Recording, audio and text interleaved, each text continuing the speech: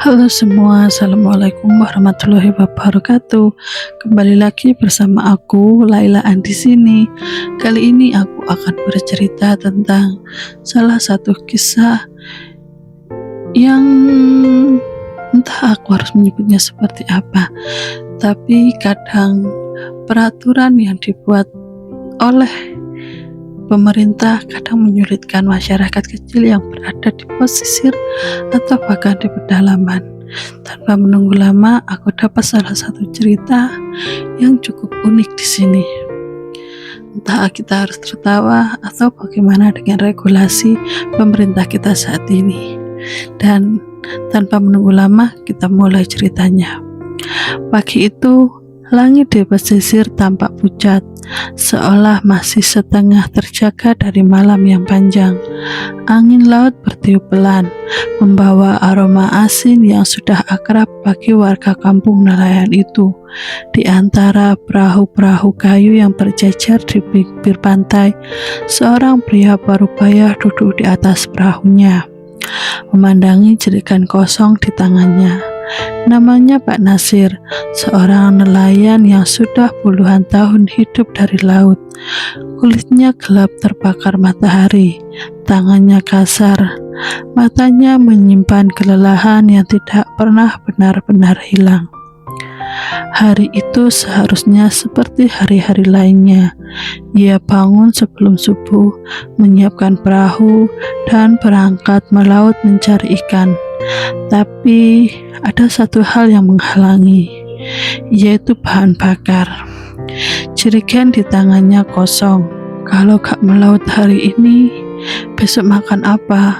Gumamnya pelan. Ia berdiri, menarik nafas panjang, lalu melangkah turun dari perahu. Hari itu ia harus ke SPBU. SPBU terdekat berada beberapa kilometer dari kampungnya. Tidak terlalu jauh, tapi cukup menyulitkan bagi seorang nelayan yang harus membawa jerigen sambil berharap bisa mendapatkan bensin. Pak Nasir berjalan dengan langkah pasti. Jerigen kosong itu diayunkan pelan di tangannya. Di kepalanya hanya ada satu pikiran, mengisi bensin lalu kembali ke melaut. Namun ia tidak tahu hari itu akan menjadi hari yang berbeda. Sampai di SPBU, suasana sudah ramai. Motor dan mobil mengantri panjang.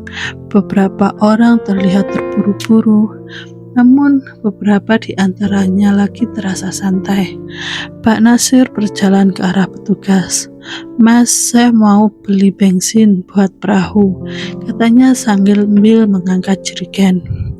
Petugas itu menatapnya sebentar, lalu menggeleng. "Gak bisa, Pak."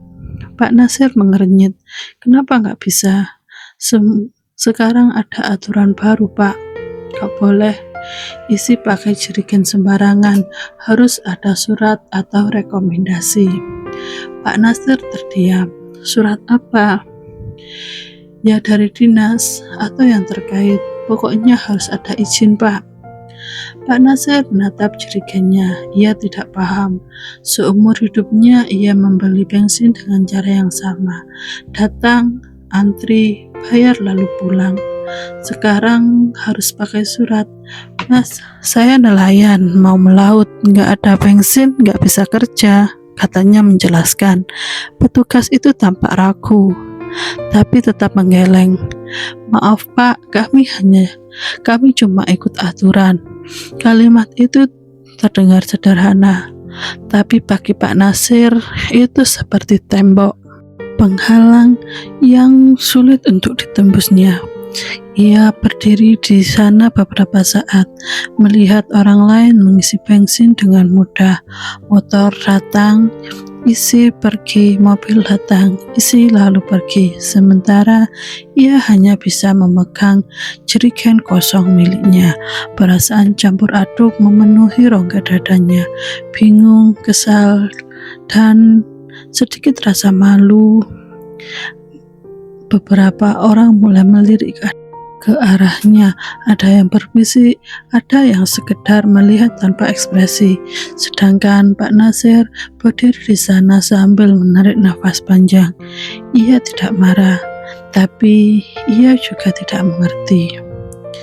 Tanpa menunggu lama, ia akhirnya pulang dengan langkah yang berat. Jerigen yang tadi kosong kini terasa berat dari sebelumnya. Sampai di rumah, istrinya menyambut dengan wajah penuh tanya. "Mana bensinnya, Pak?" Pak Nasir hanya menggeleng. "Gak boleh, katanya harus pakai surat." Istrinya yang juga sama seperti Pak Nasir hanya terdiam, tidak mengerti dengan keadaan yang sebenarnya terjadi. Surat apa lagi itu? Tidak ada jawaban yang keluar dari Pak Nasir. Dia hanya duduk di kursi kayu di depan rumahnya sambil menatap ke arah lantai. Hari itu ia tidak bisa melaut. Satu hari tanpa penghasilan, satu hari tentunya tanpa ikan, satu hari lebih dekat dari kekhawatiran yang tidak pernah ada ujungnya. Malamnya Pak Nasir tidak bisa tidur. Ia memikirkan banyak hal tentang aturan yang tidak ia pahami, tentang hidup yang semakin sulit, dan tentang bagaimana ia besok harus makan. Keesok harinya ia mencoba mencari informasi. Ia bertanya ke sesama nelayan. Beberapa mengalami hal yang sama. Beberapa berhasil karena punya kenalan. Beberapa lagi memilih membeli dari pengecer dengan harga yang jauh lebih mahal. "Ya, begitulah Pak sekarang," kata seorang nelayan lainnya. "Kalau nggak ada surat, ya susah." Pak Nasir yang mendengar itu hanya mengangguk, tapi di dalam hatinya ada sesuatu yang mulai bergerak. Ia bukan orang yang suka melawan, tapi ia juga bukan orang yang mudah menyerah. Hari pun berlalu sampai tiba hari ketiga tanpa melaut. Uang di rumah mulai menipis, istrinya mulai khawatir, dan Pak Nasir yang mulai merasa terdesak pagi itu berdiri di tepi pantai menatap perahunya. Lalu ia melihat sesuatu. Sebuah ide sederhana, tapi juga sangat-sangat nekat. Siang itu, warga kampung mulai melihat sesuatu yang berbeda. Perahu Pak Nasir bergerak, bukan ke arah laut, tapi ke arah darat, lebih tepatnya ke arah SPBU. Beberapa orang mulai memperhatikannya, sambil mengucapkan sesuatu. Rasa penasaran yang ada di dalam hatinya. "Lah, itu Pak Nasir kemana? Ngapain bawa perahu ke situ?" Dan banyak lagi ungkapan yang dilontarkan mereka. Perahu itu perlahan mendekat, tidak cepat, tidak juga lambat, tapi cukup untuk menarik perhatian. Di SPBU, suasana masih seperti biasa, sampai seseorang berteriak, "Lihat, itu ada perahu." Semua orang menoleh, dan benar saja, Pak Nasir datang dengan perahunya langsung ke SPBU. Para petugas yang melihat itu hanya terdiam. Beberapa pengendara mulai tertawa kecil, yang lainnya mengeluarkan ponselnya dan merekam apa yang sebenarnya terjadi. Pak Nasir turun dari perahunya dengan tenang, lalu berjalan ke arah petugas yang sama seperti kemarin. "Mas," panggilnya santai, "kalau jerigen gak boleh, ini langsung aja ke kapalnya." Beberapa orang tertawa, ada yang menahan tawa, ada yang benar-benar terpingkal. Petugas itu bingung. "Pak, ini gak bisa juga, Pak." Pak Nasir mengangkat bahunya. "Lah, kemarin katanya nggak boleh pakai jerigen. Sekarang saya bawa tempatnya langsung dong." Tawa semakin pecah. Suasana yang tadinya tegang berubah menjadi ringan. Namun di balik tawa itu ada sesuatu yang terasa menggelitik, sesuatu yang lebih dalam dari sekedar kejadian lucu. Pak Nasir tidak sedang bercanda. Ia sedang mencoba bertahan dengan cara yang ia tahu. Beberapa orang mulai berbicara. Kasihan juga ya, nelayan memang susah sekarang. Aturan kadang tidak melihat kondisi. Dan banyak lagi ungkapan yang dilontarkan mereka. Petugas SPBU terlihat serba salah. Ia mencoba menghubungi atasannya. Situasi pun menjadi semakin rumit. Pak Nasir berdiri di samping perahunya, tenang, tidak marah, tidak pula memaksa. Ia hanya menunggu. Seperti biasa, ia menunggu ikan di lautan lepas. Beberapa waktu kemudian, seorang petugas senior datang. Ia melihat situasi, mendengar penjelasan, lalu menatap ke arah Pak Nasir. "Bapak nelayan?" tanyanya dengan ramah. "Iya, mau melaut ya?"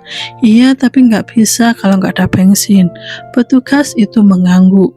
Ia melihat perahu itu, kembali melihat wajah Pak Nasir, dan mungkin memahami sesuatu.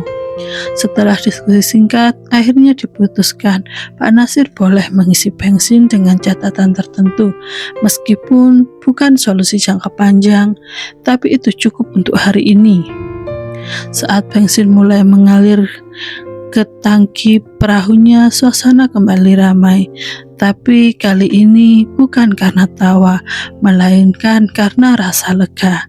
Pak Nasir tersenyum kecil, tidak besar, tapi cukup membuatnya merasa lega karena hari ini bisa kembali untuk mengais rezeki di lautan lepas. Sebelum pergi, seseorang berkata padanya, "Pak, nekat juga ya." Pak Nasir hanya menjawab pelan, "Ya, kalau nggak nekat, saya mau makan apa?" Perahu itu kembali bergerak, kali ini menuju ke arah laut, tempat di mana Pak Nasir merasa paling mengerti hidup. Di belakangnya, SPBU kembali seperti biasa, tapi cerita tentang hari itu menyebar, menjadi bahan tawa, menjadi bahan cerita, dan juga menjadi pengingat bahwa di balik aturan yang rumit, selalu ada manusia yang berusaha bertahan untuk hidup, dan Pak Nasir hanya satu dari sekian orang yang terus mencari cara untuk tetap hidup di tengah aturan yang tidak selalu berpihak kepada rakyat kecil. Sekian cerita kali ini, bagaimana menurut kalian? Kadang aturan itu dibuat dengan ego semata tanpa memikirkan masyarakat di bawahnya. Jika kalian berada di posisi seperti Pak Nasir, apa yang akan kalian lakukan? Apakah kalian akan sama seperti beliau dan membawa perahunya ke SPBU, atau kalian melakukan hal lain? Coba tulis di kolom komentar. Kalau kalian suka dengan cerita seperti ini, kalian bisa like, komen, dan subscribe agar kalian tidak ketinggalan untuk cerita selanjutnya. Kalaupun kalian ada cerita inspiratif lainnya, kalian bisa ceritakan di kolom komentar, atau kalau kalian ingin aku ceritakan kembali kisah kalian, kalian boleh sampaikan di kolom DM Instagram atau di email yang sudah aku sertakan di email di bawah ini. Sampai jumpa kembali. Bye bye.